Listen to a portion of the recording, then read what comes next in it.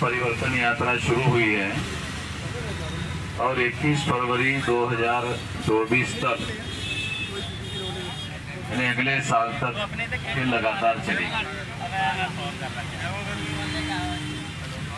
और लगभग 31 स्टेट में 674 जिलों में और 6,500 तहसीलों में से 6,000 तहसीलों में ये परिवर्तन यात्रा गुजरेगी, जाएगी। तो ये इतना बड़ा कार्यक्रम है, लगातार चलने वाला कार्यक्रम है। ये कार्यक्रम या ये राष्ट्रीय स्तर का अभियान हम लोगों ने क्यों शुरू किया, उसकी सबसे बड़ी वजह ये है कि 8 अक्टूबर 2013 को सुप्रीम कोर्ट ने ईवीएम मशीन के बारे में फैसला दिया। ईवीएम मशीन के माध्यम से फ्री, फेयर एंड ट्रांसपेरेंट चुनाव नहीं हो सकता। फ्री यानी भ्रष्टाचार मुक्त चुनाव नहीं हो सकता, फेयर यानी निष्पक्ष नहीं हो सकता, ट्रांसपेरेंट यानी पारदर्शी नहीं हो सकता। ऐसा निर्णय सुप्रीम कोर्ट ने दिया हुआ है।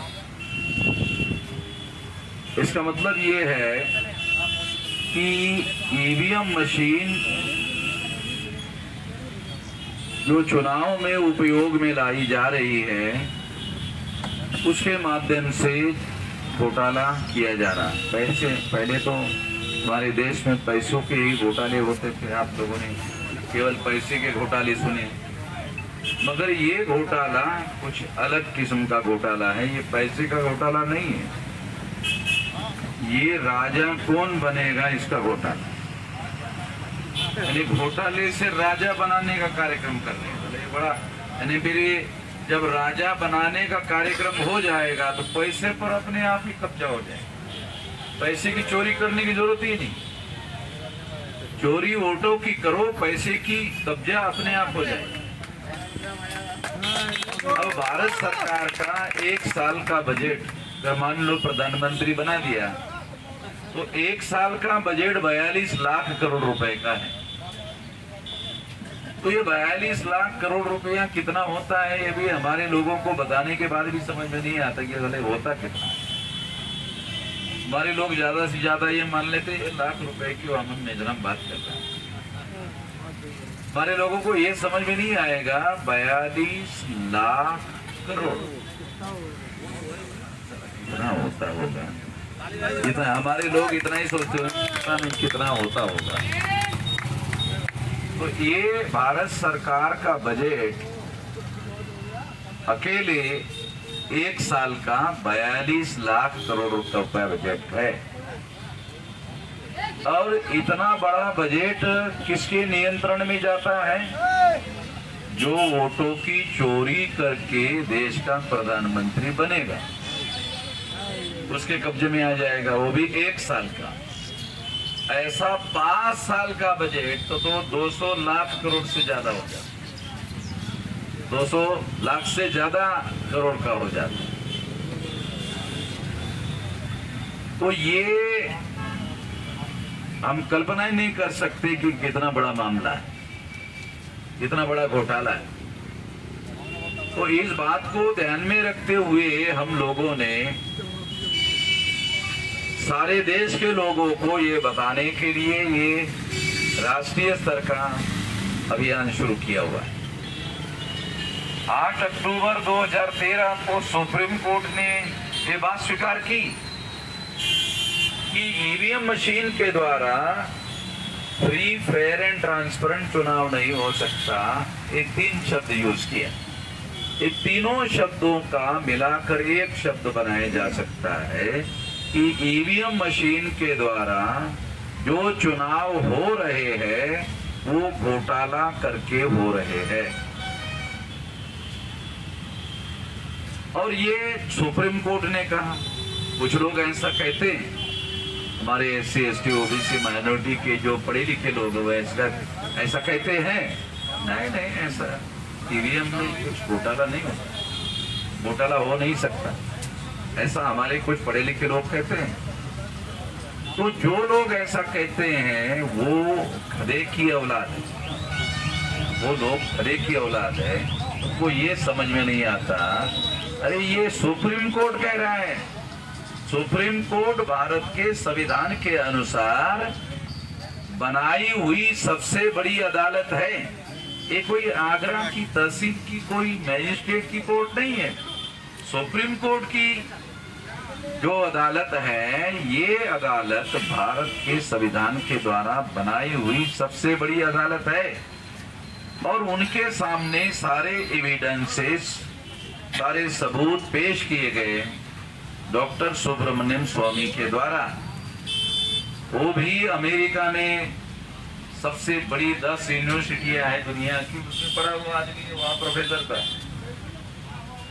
तो वहां पर पढ़ा हुआ आदमी सुप्रीम कोर्ट में सारे सबूत लेकर गया और सारे सबूतों की छानबीन करने के बाद सुप्रीम कोर्ट ने कहा ये घोटाला हो रहा है। इस घोटाले को रोकने के लिए पेपर ट्रेल मशीन लगाने का आदेश दिया। ये पेपर ट्रेल मशीन पहले केवल ईवीएम मशीन से चुनाव होता था। अब उस घोटाले को रोकने के लिए सुप्रीम कोर्ट ने पेपर ट्रेल मशीन लगाया। जैसा इस मशीन का नाम है पेपर ट्रेल, तो इसका मतलब है एक कागज का वोट इलेक्ट्रॉनिक सिस्टम के द्वारा लोगों को दिखाने का एक व्यवस्था है। ईवीएम मशीन में जब आप वोट डालते हो दिखाई नहीं देता। 2004-2009 में जब आप वोट डालने के लिए जाते थे तो ईवीएम मशीन में 2004-2009 में आंखों से दिखाई नहीं देता। जब सुप्रीम कोर्ट ने 8 अक्टूबर 2013 को पेपर ट्रेल मशीन लगाने का आदेश दिया तो 2014 में दिखाई दी। आंखों से 2014 में दिखाई दिया।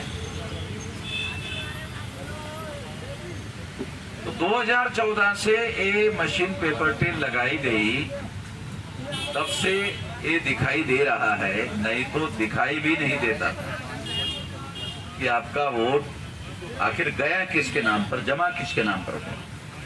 मगर ये ईवीएम मशीन में चला जाता है। ईवीएम मशीन में जब आपका वोट जमा होता है तो उसका इलेक्ट्रॉनिक रिकॉर्ड होता है और इलेक्ट्रॉनिक रिकॉर्ड का कोई कागजी एविडेंस नहीं होता, वो केवल इलेक्ट्रॉनिक रिकॉर्ड होता है। जैसे फॉर एग्जांपल ये मोबाइल है, इस मोबाइल में आपने मैसेज टाइप किया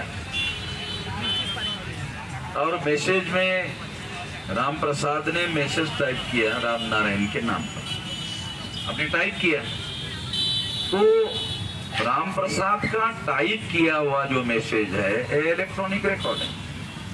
ये इलेक्ट्रॉनिक रिकॉर्ड राम जतन राम के नाम पर आपने ट्रांसफर कर दिया, हो जाता है।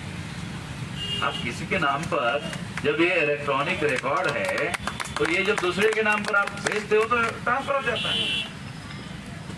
उसी तरह से ईवीएम मशीन, ये जैसे इलेक्ट्रॉनिक साधन है वैसे ईवीएम भी इलेक्ट्रॉनिक साधन है। तो जब इसका मैसेज या रिकॉर्ड ट्रांसफर हो सकता है तो ईवीएम का भी रिकॉर्ड ट्रांसफर हो सकता है। तो आपने जो वोट डाला जो ईवीएम में गया वो इलेक्ट्रॉनिक रिकॉर्ड है। वो इलेक्ट्रॉनिक रिकॉर्ड जैसे मोबाइल का मैसेज ट्रांसफर हो सकता है वैसे आपके वोट का मैसेज भी, क्योंकि उसका कोई कागजी एविडेंस तो है नहीं, वो केवल इलेक्ट्रॉनिक रिकॉर्ड है, वो ट्रांसफर हो जाता है दूसरे के नाम। इसलिए आपने जिसको वोट दिया आपका वोट उसके नाम पर जमा नहीं होता, उसका वोट किसी और के नाम पर जमा हो जाता है। आप किसी और को जिताना चाहते हैं, कोई और जीत जाता है। और ये सारा चमत्कार मशीन के अंदर ही अंदर होता है, बाहर वालों को दिखाई नहीं देता। तो इस वजह से ये सारा घोटाला चल रहा है। 2004-2009 में कांग्रेस ने घोटाला करके सरकार बनाई और ये घोटाला पकड़ा गया। आरएसएस के लोगों ने पकड़ा, भाजपा के लोगों ने पकड़ा घोटाला। अडवाणी थे, उन्होंने पकड़ा। उन्होंने कहा अब हम सारे देश भर में रथ यात्रा निकालकर सारी जनता को बता देते हैं, सारी जनता को बता देते हैं कि आपने घोटाला करके ये चुनाव जीता। कांग्रेस ने कहा इससे आपको क्या फायदा? आप जनता को बता दोगे, आपको आरएसएस को क्या फायदा होगा? बीजेपी को क्या फायदा होगा? कुछ नहीं होगा। इसलिए जनता को मत बताओ, जनता को मत बताओ। 2 बार हमने घोटाला, 1 बार तो